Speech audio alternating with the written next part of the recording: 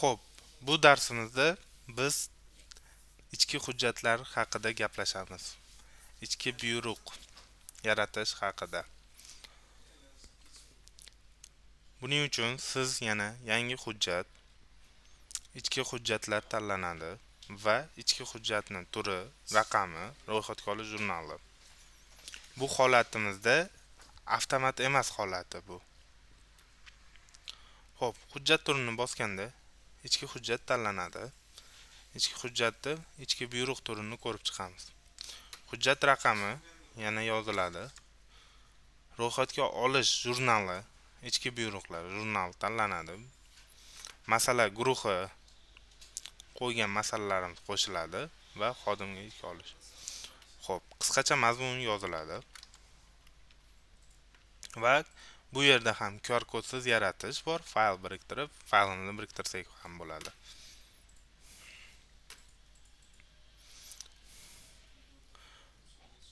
Hujjatimizni tanlab oldik, asosiy faylimiz tayyor. Buyruq yozsa, ichiga o'zgartirish kiritib, buyruq yozsa imkoni bor.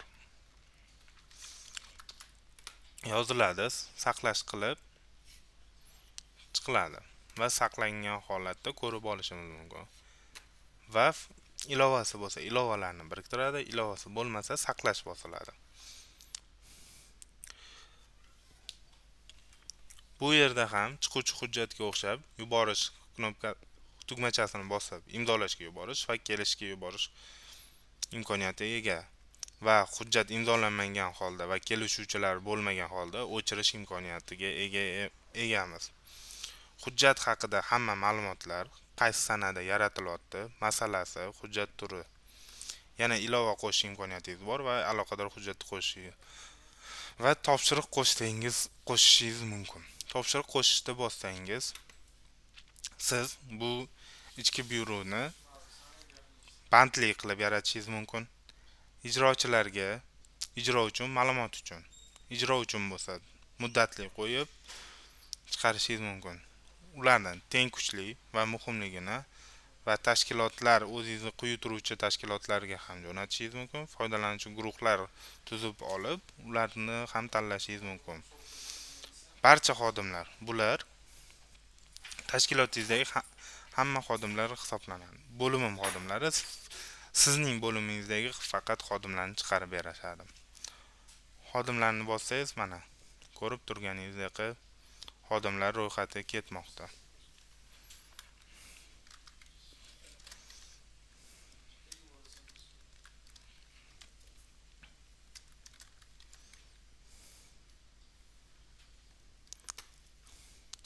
Mas'ul ijrochilarni tanlamoqda. 7-ga srok muddat qo'yib tushirmoqchimiz. Nazoratchi bu degani shu topshiriqning nazoratchisini belgilash. Bunga hali yana to'xtalamiz. Bu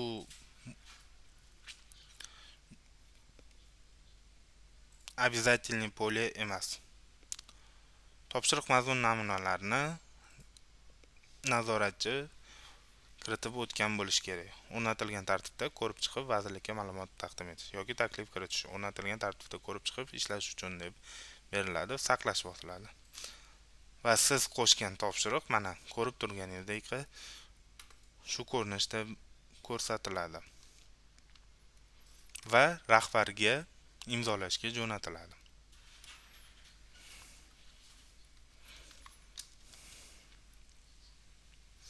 Rahbarga imzoga ketdi. Rahbarga imzolash uchun bo'limiga kelib tushadi.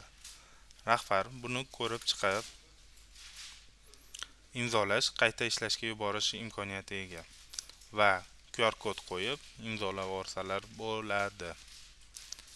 Qo'yiladi va imzolash tugmasini bossa tasdiqlab imzolab yuborish imkoniyatiga ega. Xo'p, ichki byuroni QR kodsiz ham yaratish mumkin. Rahbar imzo qo'yib bo'lgan va buni ijrochilarga chiqarishingiz kerak va quyi turuvchi tashkilotlarga jo'natishingiz kerak. Bu holatda yana yangi hujjat bosiladi, ichki hujjatlar tanlanadi.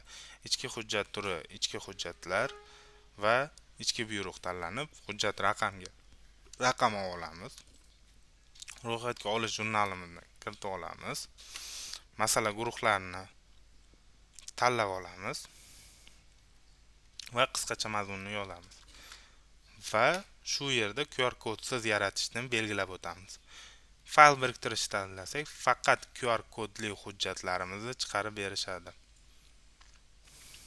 Bosiladi va QR kodli faylimiz уже imzolangan, oldindan imzolangan hujjatimiz birikadi.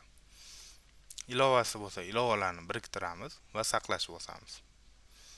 Bu yerda ham xuddi shunaqa, faqat siz QR kod qo'ymaymiz bu yerda. Topshiriq qo'shib tashkilotlarimizni, quyuturuvchi tashkilotlarimizni tanlab olsak bo'ladi.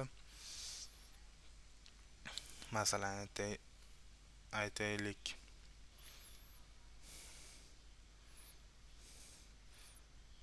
test organizatsiyalarimizni tanlab oldik va o'zimizni ijrochilarimizdan, bo'limimizdan tanlaymiz.